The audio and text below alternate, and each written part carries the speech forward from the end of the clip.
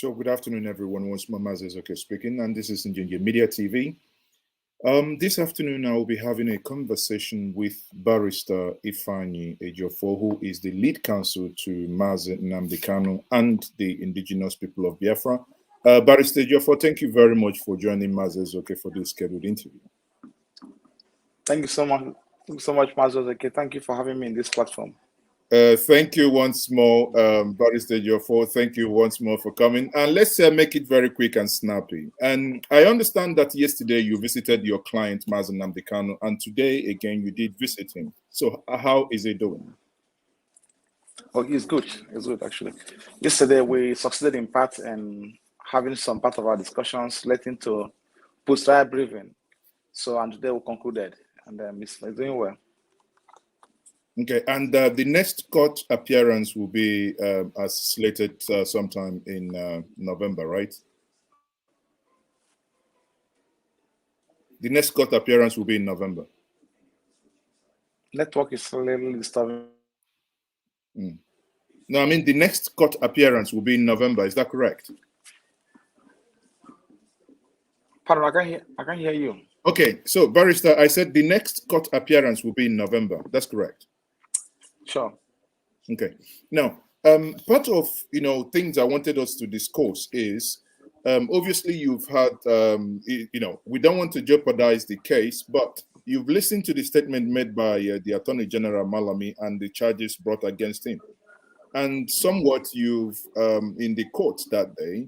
You've alluded to it as a very flimsy excuses, or rather flimsy cases that, or charges, put it that way. So what, again, having, slept over the charges, what is it that you have to say about those charges brought against him? I don't want to delve into the substance, so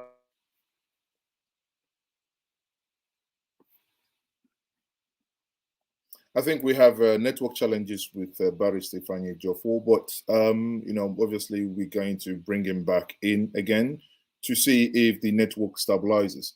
Barrister Ejiofor, are you there?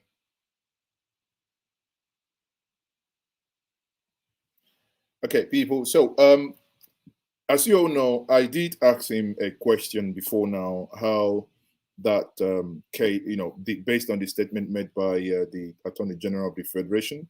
And as a case of sub judice here, he does not want to jeopardize the case and probably wouldn't want to speak to the case at hand in greater details. But at least what probably he will be telling us now when he comes back will be on the matter as it stands. Be that as it may, worst case scenario, I'm going to get him over the telephone to speak to us regarding the case at hand. Obviously the network, bear with us, that is one of those things that one has to struggle if you are in this part of the world, that your network would be inadvertently always be on the edge. So let me see if I can get Barrister Ifeanyi Ejiofor to join me via telephone in order for us to quickly conclude this interview. It's not going to be a very long one. No.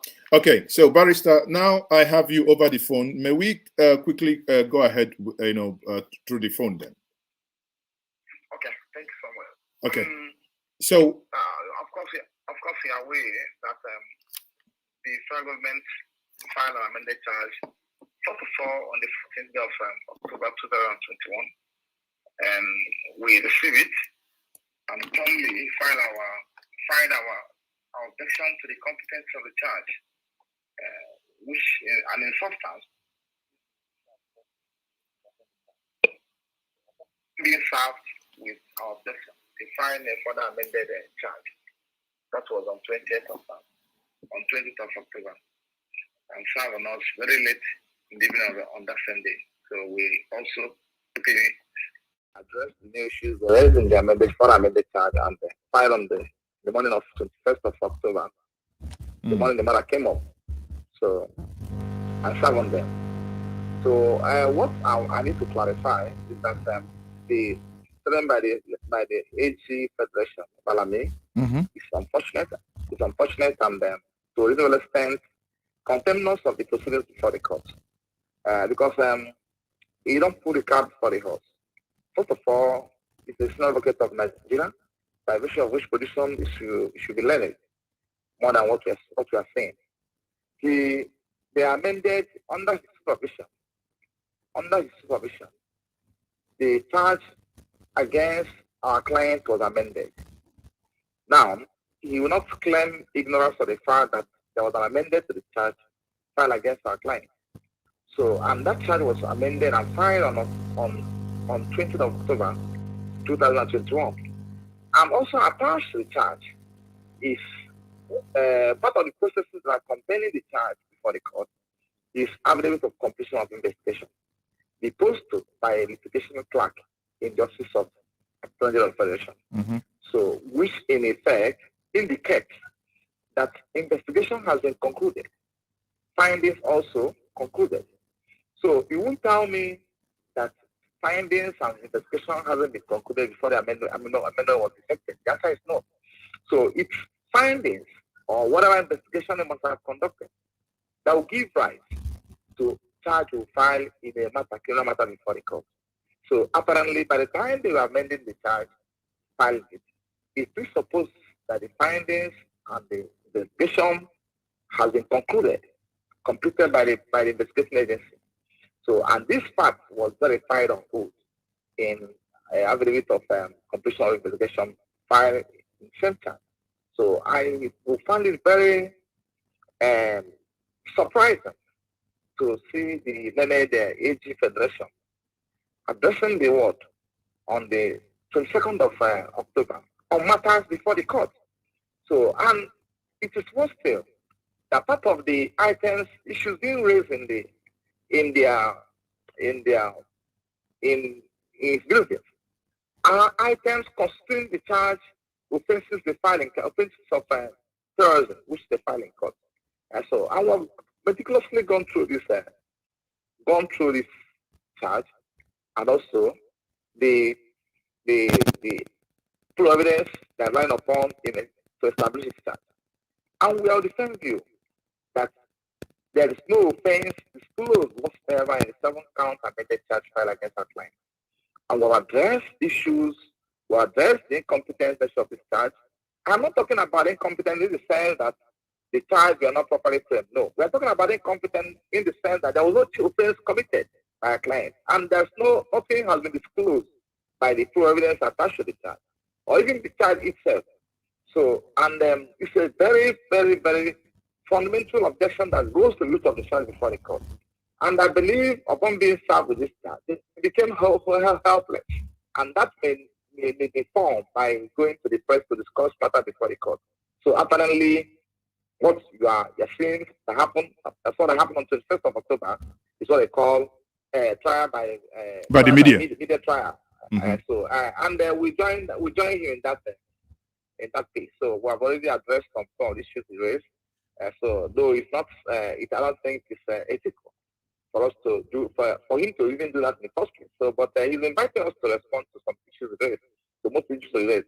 So, and of course, they are all falsehood. So now, if I may ask, by the virtue of him granting that press statement and by the virtue of information divulged in that press interview, isn't it worth it that a class action will be taken against him regarding that press statement that he made? No. I don't want to kind of disclose the legal steps we are taking, and other lawyers we are also involved in the matter are taking now. Because in the coming days, probably in the next 48 hours, will be made public about actions we are filing against him as a person. So for defamation and other issues raised in that. So I don't want to discuss. That's fine. Now, I can assure you that we are not leaving any stone unturned. We're making sure that we address the issues raised here. So far as they constitute serious infringement on the rights and persons of our clients. So Okay, now forget forgive my legal ignorance here, but I presume that as a person, if I call you names and if you get offended that I call you names, you should take me to court and it becomes a personal matter. But now, in this case of the president, and one of the charges is that your client called the president some names that he didn't like, and some argue that is that those are unprintable names. Now, does it warrant involving the federal government of Nigeria, or is it something that ought to have gone to court as a personal case by the president? Thank you. From a layman's view of the understanding of the charge, and I believe as well as other people who also have privilege of looking at the charge, that would tell you the ridiculous nature and frivolous nature of the charge before the court. And worse still, that upon this charge, upon the content of this charge, or whatever they call it, the content of this charge, they travel all the way to Kenya to abduct our client, kidnap him, and subjected him to all forms of inhuman treatment and consequently extraordinarily returned him to Nigeria. Today, he's still being subjected to psychological trauma, torture, because he's being kept in a solitary confinement. And we're battling today to ensure that he moves out of that place probably before the hearing date. So I don't want to, because I am the counsel in the matter of person. So I don't want to join the fray of those who discuss substance or otherwise of the application pending in court. Because we've been advised to refrain from discussing it. But the fact is that it is black and white. Okay. If somebody is alleging that his name has been defaced, and of course, we have a justification, we have a sense of justification in such cases. You take up a civil suit against someone you are alleging has defamed your name. Then the person will come to court and tell the court, please, what I said is true, that I stand by it. So it shouldn't be a subject matter of criminal litigation against our clients, and by a person of the president of a country. That will tell you how low we can go in this country to ventilate our anger because we find ourselves somebody found himself in a position of authority. So I may not go further than that, but that will tell you the ridiculousness of the charge, the frivolous nature of the charge, the empty of the charge. So it's applicable to remaining 6 count charge before the court. I believe you must have had a opportunity of looking at what you prepared and filing court. So and I believe when the time we are going to address some of these issues and the breadth of it on 10th of November, to when they're doing the hearing of the conversation, because we are insisting that no trial will go on those empty charges. We are asking the court, which is procedural, to hear our objection to the charge and also our objection to the resolution of the court to continue with the hearing of the matter. So we should entertain on the 10th of November. So thank you. Based on how I have told you now that what you have before the court is a mockery. It's a mockery of charge. It's a mockery of it's the hide under the guise of this empty and frivolous charge. Sure. To the marketing and the treatment claim. Okay, so sure. Now, if we many people watching now globally wanting to know what is the level of involvement by the southeastern politicians in this matter regarding your client? I'm speaking as a lawyer and also as a lead counsel to Nnamdi. I don't think I should limit my exposure in this interview to things that are well known to me. So I don't think I will comment on things. Okay, that's fine. So, that's fine. Then then my question before we quickly round up here, Barrister, is obviously you are aware that the indigenous people of Biafra had actually, had issued sit-at-home orders, which over time and time again, the spokesperson, Emma Powerful, had come out to say that they have actually lifted these sit-at-home orders. Nonetheless, every single Monday, you see the Southeast economy being shut down. Now, next weekend will be the Anambra State election. Now, the 2 questions that I have for you: what is your client's position? 1, regarding the Monday sit-at-home. 2, and regarding the Anambra State election. Thank you so much. I am privy to the fact that such announcement was made, and I'm also privy to the fact that efforts have been made to see what's to be done. I can't discuss that in the public because I've said it in many forums that what is happening today is not a function of someone who has committed offense facing trial. It's not. It's a function of someone who is being persecuted, who is being subjected to all forms of inhuman treatment and detention. So it's a function of someone who is speaking out for the people. And we have people in other parts of the country who are talking and who are defending their own, and they've not been called for question. They've not been arrested. They've not been persecuted. They've not been subjected to any form of state treatment. So, and it wouldn't expect our people to be happy with the development over there. Because if what is good for the goose, what is good also is good for the gander too. So, I believe people are talking, and I believe in the course of time there will be a respite too, because someone who can beat somebody, I expect them not to cry. So obviously that should be the position. Yeah, but I believe people are talking, which I may not be able to discuss in this platform. yes, but I mean, I'm aware, and so deeply too that people are talking. So many engagement is going offline, which I am in some way also aware of what is happening. However, what I mean here is very clearly the position of your client vis-a-vis this Monday sit at home. Is your client in support of this Monday sit at home? First of all, let me clarify this part. Firstly, I'll have to kind of restrict my response to the statement emanating from the group of people I represent as a lawyer, counsel in their matters. One, when this thing was said, when the issue of that one was raised when the concerns are expressed by people, I clearly came out openly to denounce it. Say that they've not they suspended at home. But today, so our people decided you can't beat us and expect us to cry. People felt that injustice being better to their own. Who felt that their own is being incarcerated. Who felt that their own is being subjected to all forms of inhuman treatment. Who felt that their own don't deserve that kind of treatment. And people said, no, we can't continue to pretend as if nothing is going on. And it's the decision taken by people. They're not being commanded to do that. So this is what happened. So that will tell you their level of angst.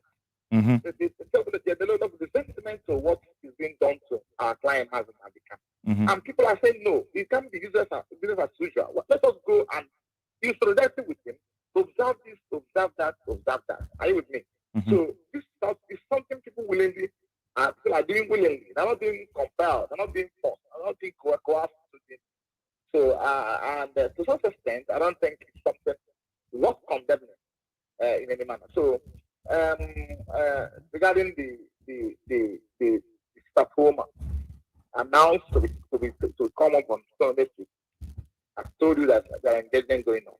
Okay. And you see, my discussion with my client, is purely professional. So, and I am under obligation, compelling duty, not to make public things I discuss with him. And I don't think I will err in that regard. Sure. So, sure. Things I discuss with him are purely professional and confidential. Sure. So I won't just go out and be telling the public and look at his view, look at his opinion, look at his position. I don't think I'm permitted to do that. Okay. Thank you so much. No, okay, that's fine. Obviously, I won't push further than that. Before I let you go, now, obviously, you've seen him yesterday and you saw him today. Like we did say while we were arranging this, I said my regards. And what is it that he's telling millions of people watching across the globe now? You know, obviously, you have seen him, you spoke to him, you sat down with him yesterday, and you sat down with him today. What is it that he's telling millions of people watching now? He's deeply touched and profoundly grateful to millions of his followers for their uncommon solidarity demonstrated so far, and he will be urgent to do more. He's praying for them, and their prayers for him is impacting. That I can confirm to you. He's very grateful, very happy for the show of solidarity and also for their concerns too. Because at least you know that people are asking about you know, people are concerned about his life. People we speaking for are worried about his life. So he's very grateful and also very humble by the show of solidarity. Thanking millions of dollars to continue to support him, to continue to pray for him, to continue to stand shoulder by shoulder with him. So thank you so much, my brother, and then may God come and bless you and bless you abundantly for giving us opportunity by this your reputable platform to talk to the world. I appreciate you. Thank you so much. Thank you very much, Barrister Ifeanyi Ejo, for the lead counsel to Mazi Nnamdi Kanu and the indigenous people of Biafra. Thank you very much. So, people, obviously, the network wasn't playing along. We could have seen him, and as the network wasn't playing around, playing along, we had to do this by telephone. On this note, I say thank you once more for being part of this live short broadcast that is regarding the the ongoing case with Mazi Nnamdi Kanu and the indigenous people of Biafra. On that note, I will say thank you once more. You may you may wish to like this video, share this video with others for the platform you all know where you get your most authentic information from.